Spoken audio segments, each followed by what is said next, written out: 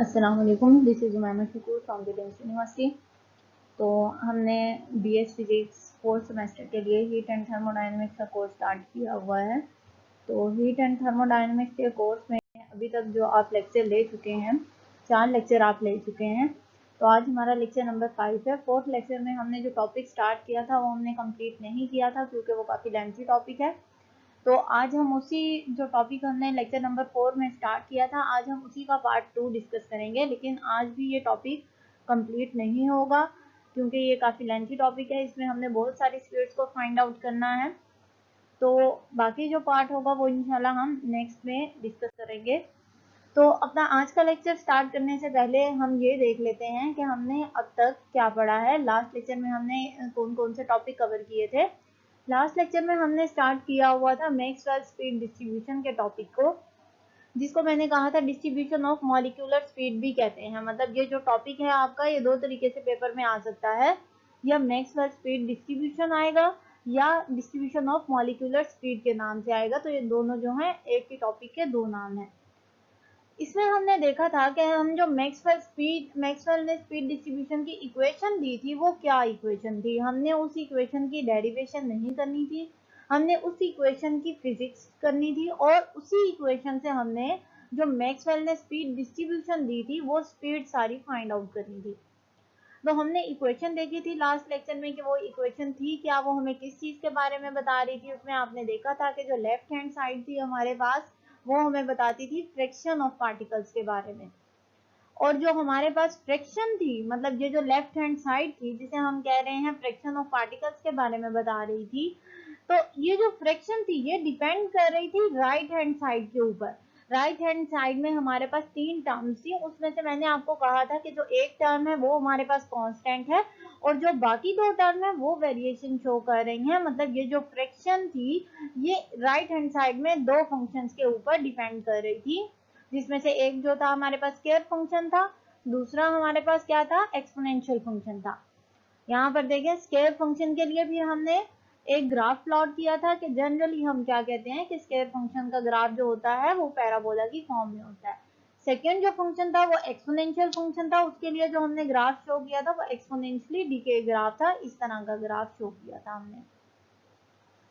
तो यहाँ तक हमने डिस्कस कर लिया था लास्ट लेक्चर में। आज हम इन्हीं दो से स्टार्ट करेंगे कि स्क्वायर फंक्शन का जो ग्राफ था और जो हमारे पास एक्सपोनेंशियल फंक्शन का जो ग्राफ था, उन दोनों को अगर हम मिलाएं तो हमारे पास एक ग्राफ आता है। वो ग्राफ कौन सा है?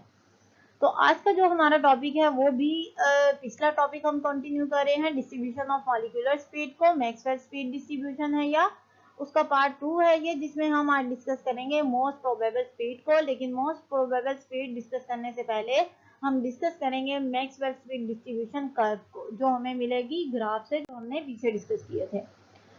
ये जो स्लाइड है हमारे पास, ये मैंने आपको लास्ट टाइम जो लास्ट लेक्चर था उसमें मैंने आपको समझा दी थी कि ये हमारे पास अगर हम यहाँ से एक फंक्शन लें स्क्वायर फंक्शन और एक हमारे पास एक्सपोनेंशियल फंक्शन है, तो एक्सपोनेंशियल फंक्शन आपको ये वाला ग्राफ देता है और स्क्वायर फंक्शन आपको ये वाला ग्राफ देता है। अब आप देखें आपको दो ग्राफ मिल रहे हैं, एक तो मिल रहा है इस फॉर्म में और दूसरा मिल रहा है आपको इस फॉर्म में। तो अगर मैं इन दोनों को सम अप कर दूं तो क्या बनेगा आपका जो ग्राफ होगा। ये देखें, ये पहली जो है इसको मैं ऐसे ही लिख रही हूँ, ये पहला है हमारे पास, ये जो दूसरा है मैं इसमें ऐड अप कर देती हूँ। ये देखें इस तरह का जो ग्राफ बनेगा आपके पास, इस ग्राफ को कहा गया कि ये मैक्सवेल डिस्ट्रीब्यूशन कर्व है। हमारे पास मैक्सवेल ने ये ग्राफ दिया, इन्हीं दो को सम अप करते हुए ये जो हमारे पास स्क्वायर फंक्शन है और एक्सपोनेंशियल फंक्शन है, इन्हीं दोनों को ऐड अप करते हुए ये ग्राफ दिया। ये देखें यहाँ पर हमने जो ग्राफ शो किया हुआ है इधर, ये बेसिकली हमने उन्हीं दो फंक्शन को जो पीछे हमने डिस्कस किए थे उन्हें ऐड अप करके ग्राफ शो किया। ये देखिए यहाँ पर ये जो वी स्क्वायर है ये हमारे पास पैराबोला था, ये पैराबोला को रिप्रेजेंट कर रहा है। एक्सपोनेंशियल फंक्शन हमारे पास डीके ग्राफ को शो कर रहा था, ये देखें ये डीके ग्राफ को शो कर रहा है। अब यहाँ पर हमारे पास जो एक्स एक्सिस है यहाँ पर तो हमने ले ली है स्पीड, वाई एक्सिस पर हमारे पास आ गया फ्रिक्शन ऑफ पार्टिकल्स। अब हम कैसे इसे डिफाइन करेंगे इस कर्व को कि y एक्सिस पर तो हमारे पास फ्रैक्शन ऑफ पार्टिकल है और x एक्सिस पर हमारे पास स्पीड है। ये ग्राफ हमें किस चीज के बारे में बता रहा है? अगर मैं शुरू से इतना पार्ट ऑब्जर्व करूं जिसे मैंने डॉटेड लाइन में रिप्रेजेंट किया हुआ है, तो ये हमें बता रहा है कि जो पार्टिकल यहाँ पर हैं उनकी स्पीड बहुत ज्यादा लो है, मतलब 0 से स्टार्ट हो रही है स्पीड, तो हो सकता है 1 2 3 मीटर पर सेकेंड तक हो। अब मैं बात करती हूँ यहाँ पर इतने रीजन की। इतना रीजन हमें क्या बता रहा है, ये भी मैंने डॉटेड में रिप्रेजेंट किया हुआ है कि जो पार्टिकल इस रीजन में आ रहे हैं इनकी स्पीड बहुत ज्यादा हाई है। अब यहाँ पर देखिए इस रीजन में हाई स्पीड है और इस रीजन में लो स्पीड है। बाकी क्या बचा हमारे पास, ये इतना रीजन बच गया।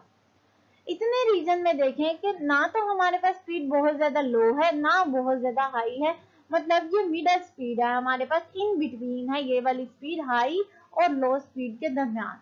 तो हम कह सकते हैं कि यहाँ पर जो ज्यादा रीजन हमें मिल रहा है वो ऐसे पार्टिकल का मिल रहा है जिनकी स्पीड जो है वो ना तो ज्यादा हाई है हमारे पास और ना ज्यादा लो है।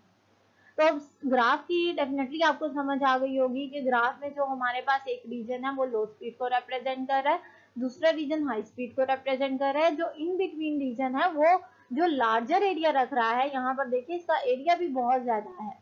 तो ये वाला जो रीजन है जो लार्जर एरिया रख रहा है, इसमें जो पार्टिकल होंगे उनकी स्पीड ना तो ज्यादा हाई होगी ना ज्यादा लो होगी, तो इन बिटवीन होगी दोनों के। ग्राफ को हमने डिफाइन कर लिया कि हम कैसे डिफाइन कर सकते हैं। अब यहाँ पर देखें कि हमारे पास ऐसे पार्टिकल जो हमारे पास कम स्पीड रखते हैं, ये वाला जो रीजन है जो हमारे पास कम स्पीड रख रहे हैं, इतना रीजन, इसकी जो फ्रैक्शन है ये यहाँ पर देखिए वाई एक्सिस पर आपके पास ये वाली वैल्यू आ रही है, इसकी फ्रैक्शन बहुत ज्यादा कम है। इसी तरीके से जो आपके पास ये वाला रीजन है हाई स्पीड वाला, इसकी फ्रैक्शन भी हमारे पास कम है, लेकिन जो ये वाला रीजन है आपके पास, इसकी जो फ्रैक्शन है मतलब पार्टिकल्स के जो नंबर है वो बहुत ज्यादा है। तो हम कह सकते हैं कि अगर हम कोई भी गैस कंटेनर लें उसमें बहुत ज्यादा पार्टिकल्स हैं हमारे पास, गैस पार्टिकल, उसमें हमारे पास ऐसे पार्टिकल जो v की स्पीड को बहुत ज्यादा जिनकी v स्पीड जो है हमारे पास वो बहुत ज्यादा कम होती है, वो हमारे पास कम रेंज में होते हैं और उनका फ्रैक्शन मतलब जो मॉलिक्यूल्स हैं ऐसे वो बहुत ज्यादा कम होते हैं, बहुत लार्ज नहीं होते नंबर में, मतलब हो सकता है 3 हो 4 हो 5 हो लेकिन ज्यादा नहीं होंगे। इसी तरीके से ऐसे मॉलिक्यूल्स जो जिनकी स्पीड बहुत ज्यादा हाई है इनका फ्रैक्शन भी बहुत ज्यादा कम है, मतलब ये भी ऐसे हो सकता है 5 हो जाए 6 हो जाए मॉलिक्यूल्स, लेकिन ऐसे पार्टिकल जिनकी स्पीड जो है इन बिटवीन है हाई और लो के दरमियान, उनका फ्रैक्शन बहुत ज्यादा है। तो मतलब इस कंटेनर के अंदर वो वाले पार्टिकल जो मीडियम स्पीड से मूव कर रहे हैं उनकी तादाद सबसे ज्यादा होगी, लार्जर होंगे वो अमाउंट में। तो यही मैंने आगे मेंशन किया हुआ है कि this curve shows the molecules moving with low speed have very small fraction, जो लो स्पीड से मूव कर रहे हैं उनका फ्रैक्शन बहुत ज्यादा स्मॉल है, and the molecules moving with very high speed, और इसी तरीके से जो मॉलिक्यूल्स मूव कर रहे हैं हाई स्पीड से इनका भी फ्रैक्शन बहुत ज्यादा स्मॉल है। But the molecules moving with middle speed, जो मिडल स्पीड से मूव कर रहे हैं इन बिटवीन है हाई और लो के दरमियान, उनका फ्रैक्शन जो है वो बहुत ज्यादा लार्ज है। तो हम जनरली मैक्सवेल स्पीड डिस्ट्रीब्यूशन से क्या रिजल्ट निकालेंगे कर्व से, कि ये कर्व हमें बताती है ऐसे पार्टिकल्स के बारे में जो मूव कर रहे हैं डिफरेंट स्पीड से। और हम जनरली डिफरेंट स्पीड हमने अगर फाइंड आउट नहीं की अभी, तो हम क्या कहेंगे कि ऐसे पार्टिकल जिनकी स्पीड बहुत ज्यादा कम है वो भी मैक्सवेल डिस्ट्रीब्यूशन के अकॉर्डिंग कंटेनर में कम है, और ऐसे पार्टिकल जिनकी स्पीड बहुत ज्यादा हाई है वो भी मैक्सवेल स्पीड डिस्ट्रीब्यूशन के अकॉर्डिंग बहुत ज्यादा कम है। लेकिन जो मैक्सवेल स्पीड डिस्ट्रीब्यूशन कर्व है वो हमें ये बताती है कि जो पार्टिकल मीडियम स्पीड से मूव कर रहे हैं वो इस कंटेनर में सबसे ज्यादा है। तो ये जो कर्व हमने डिस्कस की है इस कर्व को हम नाम देते हैं मैक्सवेल कर्व का या मैक्सवेल स्पीड डिस्ट्रीब्यूशन कर्व का। अब इस कर्व में हम शो कर सकते हैं मैक्सिमम स्पीड को, कि हम मैक्सिमम स्पीड कैसे फाइंड आउट करेंगे। मैक्सिमम स्पीड कर्व में कैसे आपको दिखेगी, यहाँ पर देखें कि ये हमारे पास v थी और ये हमारे पास फ्रैक्शन है, इसे मैं f लिख रही हूँ जिसकी वैल्यू हमारे पास 1/n dn/dv है। तो यहाँ पर हमारे पास जो कर्व आई वो ऐसे आई कर्व, हम क्या कहेंगे कि मैक्सिमम जो स्पीड है वो तो इस पॉइंट पर हमें मिल रही है, ये रही मैक्सिमम स्पीड, ये जो मैक्सिमम स्पीड है इसे हम नाम देते हैं मोस्ट प्रोबेबल स्पीड का। अब यहाँ से आपके माइंड में आ रहा होगा कि वो वाला पार्टिकल जिसकी स्पीड सबसे ज्यादा होगी उसे हम कहेंगे मोस्ट प्रोबेबल स्पीड वीपी का, लेकिन नहीं, ऐसा नहीं है। मोस्ट प्रोबेबल स्पीड हमारे पास डेफिनेटली मैक्सिमम स्पीड होती है, लेकिन ये वो स्पीड होती है जो ज्यादा पार्टिकल अटेन करते हैं। फॉर एग्जांपल, मेरे पास 3 पार्टिकल थे जिन्होंने स्पीड अटेन की 4 मीटर पर सेकंड की, और मेरे पास 6 पार्टिकल ऐसे हैं जिन्होंने स्पीड अटेन की 2 मीटर पर सेकंड की।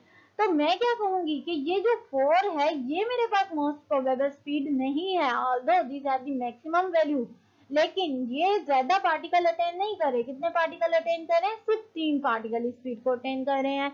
लेकिन जो हमारे पास 2 मीटर पर सेकंड की स्पीड है ये कम है, लेकिन ज्यादा पार्टिकल अटेन कर रहे हैं। तो ये वाली जो स्पीड होगी, ये जो मैंने यहाँ पर मेंशन की है, ये हमारे पास होगी मोस्ट प्रोबेबल स्पीड। मतलब मोस्ट प्रोबेबल स्पीड हमारे पास वो स्पीड होती है जो कंटेनर के अंदर ज्यादा मॉलिक्यूल्स अटेन करते हैं। तो यहाँ मैंने वैसे ही मेंशन कर दिया कि आपके पास मैक्सिमम स्पीड हम फाइंड आउट कर सकते हैं। This is known as the most probable speed, ये मोस्ट प्रोबेबल स्पीड होगी। अब यहाँ पर this speed tells us the speed of the mostly molecules, ये मोस्टली मॉलिक्यूल की स्पीड बताएगी, मतलब मैक्सिमम स्पीड नहीं बताएगी। मैक्सिमम नंबर ऑफ पार्टिकल जो स्पीड अटेन कर रहे हैं ये वो वाली वैल्यू हमें बताएगी moving in the gas container. It is noted bye VP, इसको हम वीपी से भी डिनोट करते हैं, या सम बुक्स में इसे लिखा होता है वीएमपी, मोस्ट प्रोबेबल स्पीड। तो सेम हम वीपी भी लिख सकते हैं, ये वाली वैल्यू भी लिख सकते हैं। This speed can be find out, इसको हम कैसे फाइंड आउट करेंगे? वही जो हमने मैक्सवेल स्पीड डिस्ट्रीब्यूशन की इक्वेशन स्टडी की है उसी को यूज करते हुए फाइंड आउट करेंगे। अब ये देखें इक्वेशन नंबर 8 में मैंने लिखा हुआ मैक्सवेल स्पीड डिस्ट्रीब्यूशन की जो इक्वेशन है हमारे पास वो ये वाली थी। अब ये जो फ्रैक्शन है ये हमारे पास मैक्सिमम, एट मैक्सिमम स्पीड पे जो फ्रैक्शन था हमारे पास वो मैक्सिमम था, ये हमने ग्राफ में देख लिया। At maximum speed point in the curve, जो मैक्सिमम स्पीड वाला पॉइंट था कर्व में, वो हमें पता है स्लोप की वैल्यू हमें 0 देता है। मैथ में आपने पढ़ा होगा ये कि कोई भी ग्राफ जिसकी हमारे पास मैक्सिमम वैल्यू आ जाए, जैसे यहाँ पर मैक्सिमम वैल्यू आ रही थी, तो यहाँ पर स्लोप हमें क्या मिलती है? 0 मिलती है। तो इसी पॉइंट को लेकर चलते हैं, क्योंकि हम स्पीड यहीं पर फाइंड आउट कर रहे हैं, मोस्ट प्रोबेबल स्पीड। तो इसकी स्लोप को हम 0 के इक्वल पुट करते हैं। यहाँ पर देखें ये dy by dx is equal to 0। क्या मतलब हुआ है इसका? dy by dx का मतलब वही है कि y2 minus y1 divided by x2 minus x1। तो अब यहाँ पर आपने क्या करना है कि dy by dx, y क्या है हमारे पास वैल्यू और x क्या है? आपने पीछे ग्राफ में देखा था कि ये वाली जो वैल्यू थी इसे हमने कहाँ लिया था? y एक्सिस पर। और ये जो पूरा y है ये आपके पास इस राइट हैंड साइड के इक्वल है। x एक्सिस पर क्या वैल्यू ली थी आपने? x एक्सिस पर आपने वैल्यू ली थी v वाली। इसका मतलब है इस पूरी इक्वेशन को, इक्वेशन 8 की राइट हैंड साइड को आप डिफरेंशिएट करें किसके लिहाज से? x के लिहाज से, और x है हमारे पास v। मतलब y को, इस पूरी इक्वेशन 8 को आपने डिफरेंशिएट करना है v के लिहाज से। तो देखें मैंने ये आगे यहाँ पर डेरिवेटिव लिया हुआ है d डिवाइडेड बाय dv, मैं डेरिवेटिव ले रही हूँ इस पूरी इक्वेशन का v के लिहाज से, 10 में मैंने लिखा हुआ है। लेकिन इसमें क्या है आपके पास? ये वाली टर्म कांस्टेंट है, तो आप इसे बाहर ले सकते हैं, या चाहे तो इसे कंसीडर ना करें, क्योंकि हमने शुरू में ही कह दिया कि हमने जब इस फंक्शन को डिस्कस करना है तो हमने वेरिएशन वाले फंक्शन को डिस्कस करना है। तो यहाँ पर ये जो कांस्टेंट था ये तो मैंने ले लिया बाहर, बाकी जो डेरिवेटिव था ये अंदर वाली टर्म्स का आ जाएगा। अब देखें आपके पास अंदर 2 टर्म है, एक ये और एक ये, तो आपको अप्लाई करना पड़ेगा प्रोडक्ट रूल। तो हम अब सिंपली प्रोडक्ट रूल अप्लाई कर देते हैं। ये देखिए क्वेश्चन 12 में अप्लाई किया हुआ है प्रोडक्ट रूल। तो प्रोडक्ट रूल को हम सिंप्लीफाई करेंगे। ये देखें पहली टर्म आपके पास एज इट इज आ गई, दूसरी का हमने डेरिवेटिव ले लिया। अब यहाँ पर दूसरी एज इट इज आ गई है आपके पास, और पहली का आपने डेरिवेटिव ले लिया। अब यहाँ पर देखें एक्सपोनेंशियल एज इट इज आएगा, ये तो कांस्टेंट फैक्टर है आपके पास, तो ये साथ में ऐसे ही चलता रहेगा। और ये वाली जो टर्म है ये एक्सपोनेंशियल एज इट इज, और यहाँ पर v स्क्वायर का डेरिवेटिव 2v आ जाएगा। फिर यहाँ पर v स्क्वायर जो है ये एज इट इज, और इस टर्म का डेरिवेटिव आ जाएगा, पहले एक बार वैसे ही आ जाएगी टर्म, फिर उसका डेरिवेटिव। तो ये 2 से कैंसिल आउट हो जाएगा, इज इक्वल टू 0 है ये आपके पास। और यहाँ पर इसे मजीद इस इक्वेशन को इक्वेशन 13 को हम सिंप्लीफाई करेंगे तो हमें ये मिल जाएगी इक्वेशन 14, ये वाली टर्म कॉमन है तो हमने बाहर ले लिया, बाकी अंदर आपके पास ये फैक्टर आ गया। अब ये जो इक्वेशन 14 आपके पास आई है, इसमें हम क्या करेंगे कि ये जो कांस्टेंट टर्म है इसे तो हम कंसीडर नहीं करेंगे, क्योंकि हमने वेरिएशन वाले फैक्टर को कंसीडर करना है कि जो आपके पास इक्वेशन थी 1/n/d/v, ये जो फ्रैक्शन है ये किससे अफेक्ट हो रहा था, ये दो टर्म से अफेक्ट हो रहा था। तो हम क्या करेंगे, कांस्टेंट से ये अफेक्ट नहीं हो रहा, इसे हम कंसीडर नहीं करते अगली कैलकुलेशन में। बाकी ये जो इतनी इक्वेशन है इसका क्या मतलब है आपके पास कि या तो ये एक्सटर्नल टर्म जीरो के इक्वल हो या आपकी इंटरनल टर्म जीरो के इक्वल हो। तो पहले हम एक्सटर्नल टर्म को इक्वल टू जीरो पुट करके देखते हैं कि हमारे पास क्या आएगा। अब एक्सटर्नल टर्म आपकी इक्वल टू जीरो कब होगी, जब आपकी स्पीड जो है वो या तो जीरो हो या इंफिनिटी हो। तो इन दोनों केसेस में आपकी जो ये वाली टर्म है ये जीरो हो जाएगी, लेफ्ट हैंड साइड भी जीरो और राइट हैंड साइड भी जीरो। तो अब ये v0 और v इंफिनिटी किस किस पॉइंट पर रिप्रेजेंट कर रहा है, ये हमारे पास जो हमारे पास ग्राफ था ये वाला v0 इनिशियल पॉइंट को रिप्रेजेंट कर रहा है, v इंफिनिटी इस पॉइंट को रिप्रेजेंट कर रहा है, यहाँ पर v मैक्सिमम थी, यहाँ पर v मिनिमम थी। लेकिन हम क्या कर रहे हैं, हम तो मैक्सिमम फ्रैक्शन फाइंड आउट कर रहे हैं vp के लिए। vp ने हमें क्या कहा था कि आपको मैक्सिमम फ्रैक्शन मिलेगी, इसका मतलब ये दोनों केसेस हम नहीं ले सकते, ये एक्सटर्नल टर्म को हम इक्वल टू जीरो पुट नहीं कर सकते। क्यों नहीं कर सकते, क्योंकि अगर हम v जीरो लें या v इंफिनिटी लें तो ये टर्म तो जीरो हो जाएगी, लेकिन ये दोनों जो हैं हमें इनिशियल और एंडिंग पॉइंट को डिस्क्राइब कर रहे हैं, और हम इनिशियल और एंडिंग पॉइंट को नहीं ले रहे, बल्कि हम मोस्ट प्रोबेबल स्पीड किसके लिए फाइंड आउट कर रहे हैं, मैक्सिमम फ्रैक्शन के लिए जो मिडल रीजन में थी हमारे पास। तो इसी पॉइंट को हम कंटिन्यू करते हैं अपना। यही जो बात मैंने अभी आपको समझाई यही मैंने आगे यहाँ पर लिख दी है कि ये जो v0 है और v इंफिनिटी है ये स्टार्टिंग और एंडिंग पॉइंट को शो कर रहे हैं हमारे पास। Maxwell curve which shows that v is equal to 0 and v is equal to infinity, उस कर्व में v is equal to 0 और v इंफिनिटी पर जो फ्रैक्शन है वो मैक्सिमम नहीं था हमारे पास, लेकिन हम क्या बात कर रहे हैं मोस्ट प्रोबेबल स्पीड के लिए मैक्सिमम फ्रैक्शन की।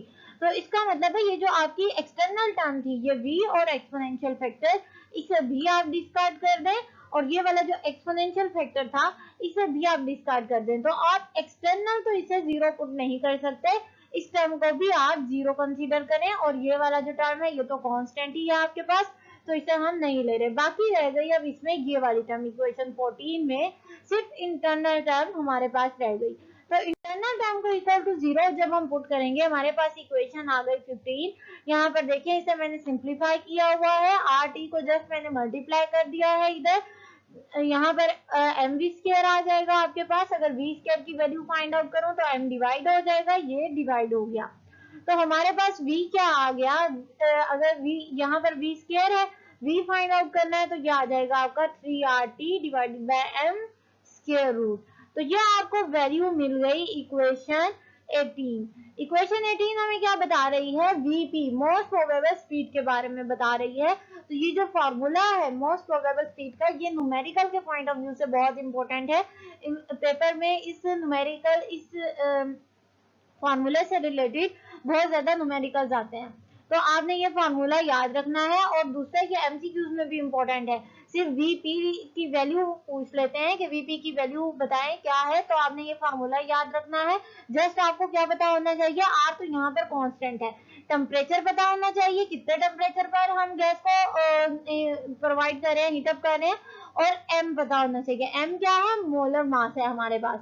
तो ये आप कैसे फाइंड आउट करते हैं, जैसे O2 है आपके पास, ऑक्सीजन हर गैस का अलग अलग होता है, O2 के लिए आपके पास क्या होता है 0.32 किलोग्राम पर मोल, आई थिंक इतना ही होता है। तो हर गैस का जो मॉलिक्यूलर मास होगा वो भी आप फाइंड आउट कर लेंगे। तो यहाँ से आपको मोस्ट प्रोबेबल स्पीड की वैल्यू फाइंड आउट हो गई, उसका फार्मूला पता चल गया, आपको पता चल गया कि मोस्ट प्रोबेबल स्पीड होती क्या है। अब हम क्या करेंगे, टेम्परेचर का इफेक्ट देखते हैं कि मोस्ट प्रोबेबल स्पीड जो हमने डिस्कस की है उसके ऊपर टेम्परेचर का क्या इफेक्ट होता है। अगर हम टेम्परेचर को ज्यादा कर दें तब क्या होगा, टेम्परेचर को कम कर दें तब क्या होगा। By increasing the temperature the width of the curve, जो विड्थ है कर्व की, जब हम टेम्परेचर को इंक्रीज करेंगे तो विड्थ क्या होगी कर्व की, इंक्रीजेस बिकॉज विड्थ जो होगी कर्व की वो भी इंक्रीज हो जाएगी। क्यों इंक्रीज होगी? क्योंकि मॉलिक्यूल जो है वो मूव करेंगे लार्जर स्पीड के साथ, लार्जर स्पीड के साथ मूव करेंगे। इसका मतलब है टेम्परेचर को ज्यादा करने से विड्थ जो है कर्व की, जो आपने मैक्सवेल स्पीड डिस्ट्रीब्यूशन की कर्व डिस्कस की है, उसकी विड्थ क्या होगी? ज्यादा हो जाएगी। अब अगर विड्थ ज्यादा हो गई, इसका मतलब ये हुआ कि टेम्परेचर को आप कम करेंगे तो विड्थ भी कम होगी। अच्छा, अब यहाँ पर तो आपको पता चल रहा है कि विड्थ और टेम्परेचर का डायरेक्ट रिलेशन है। यहाँ से आप दोनों रिलेशन को देख के बता सकते हैं। तो फ्रैक्शन पर क्या असर होगा? पार्टिकल्स की जो फ्रैक्शन है उसके साथ क्या होगा? तो उसके लिए मैंने यहाँ पर ग्राफ बनाया हुआ है। ये v है आपके पास और ये फ्रैक्शन है। अब हमने कहा कि टेम्परेचर ज्यादा होगा तो विड्थ भी ज्यादा होगी। यहाँ पर देखिए मैंने टेम्परेचर को ज्यादा किया और ये जो विड्थ थी ये भी ज्यादा हो गई हमारे पास। अब यहाँ पर देखें टेम्परेचर कम है हमारे पास और ये विड्थ भी कम हो गई हमारे पास। अब इससे हम क्या रिजल्ट निकाल सकते हैं कि जैसे जैसे टेम्परेचर ज्यादा होता जाएगा विड्थ जो है वो ज्यादा होती जाएगी। ग्राफ जो है हमारे पास वो स्ट्रेट में मूव करता जाएगा। ये देखिए ये वाला जो है हमारे पास, ये वाला जो ग्राफ है, कर्व है, ये इसकी निस्बत ज्यादा स्ट्रेट शो कर रही है, मतलब लेटी हुई है ये ज्यादा। तो अब यहाँ पर हमारे पास क्या होगा? इस ग्राफ से देखें, ये वाली जो पॉइंट है ये इसका मैक्सिमम पॉइंट है वीपी के लिए, और इस ग्राफ के लिए ये वाला जो पॉइंट है ये इसकी maximum speed, most probable speed है। तो जैसे हमने टेम्परेचर को ज्यादा किया विड्थ तो ज्यादा हुई, लेकिन साथ में क्या हुआ? फ्रैक्शन जो हुई कम हो गई। सेकेंड ग्राफ को देखें, टेम्परेचर को कम किया विड्थ कम हुई, फ्रैक्शन क्या हुई? ज्यादा हो गई। तो हम कैसे डिफाइन करेंगे कि टेम्परेचर को ज्यादा करें विड्थ ज्यादा होती है, लेकिन फ्रैक्शन को मैं एफ लिख रही हूँ यहाँ पर, फ्रैक्शन कम होती है। और अगर टेम्परेचर को हम क्या करेंगे? कम करेंगे तो विड्थ कम होगी, फ्रैक्शन क्या होगी? ज्यादा हो जाएगी। क्या रिलेशन फाइंड आउट कर सकते हैं हम कि जो टेम्परेचर है वो डायरेक्टली प्रोपोर्शनल है विड्थ के, लेकिन यही टेम्परेचर इनवर्सली प्रोपोर्शनल है फ्रैक्शन के। अब ये फोर्स नहीं है, मैंने इसे फ्रैक्शन यहाँ पर लिख दिया है, यही वैल्यू है F is equal to 1/NdN/dV, ये फ्रैक्शन को शो कर रहा है। और यही बात जो मैंने आपको एक्सप्लेन की है यही मैंने आगे लिख दी है। Maximum fraction of the molecule decreases with increasing in temperature. Temperature को इंक्रीज करेंगे तो फ्रैक्शन ऑफ मॉलिक्यूल्स क्या होगी? डिक्रीज हो जाएगी। लेकिन ओवरऑल फ्रैक्शन हमेशा कांस्टेंट रहती है, इक्वल टू 1 होती है, मतलब वहां पर कोई ना कोई पार्टिकल प्रेजेंट होते हैं, फ्रैक्शन जीरो नहीं हो सकती। Also we must know that molar mass हमें पता होना चाहिए, जैसे मैंने आपको पहले बताया था कि मोलर मास जो हमारे पास होगा वो हर गैस का अलग अलग होता है। अब यहाँ से हम क्या रिजल्ट फाइंड आउट कर सकते हैं कि मोलर मास जो हमारे पास है Vp एज इनवर्स रिलेशन। हमने क्या रिलेशन निकाला कि जो टेम्परेचर है वो विड्थ के डायरेक्टली प्रोपोर्शनल है, टेम्परेचर जो है वो फ्रैक्शन के इनवर्सली प्रोपोर्शनल है। अब यहाँ पर हम क्या रिजल्ट निकाल सकते हैं कि जो हमारे पास मोलर मास है, अगर मोलर मास को हम इंक्रीज करते जाए तो Vp क्या होगी? Vp हमारे पास डिक्रीज होती जाती है, मतलब Vp मोस्ट प्रोबेबल स्पीड और मोलर मास का भी इनवर्स रिलेशन होता है।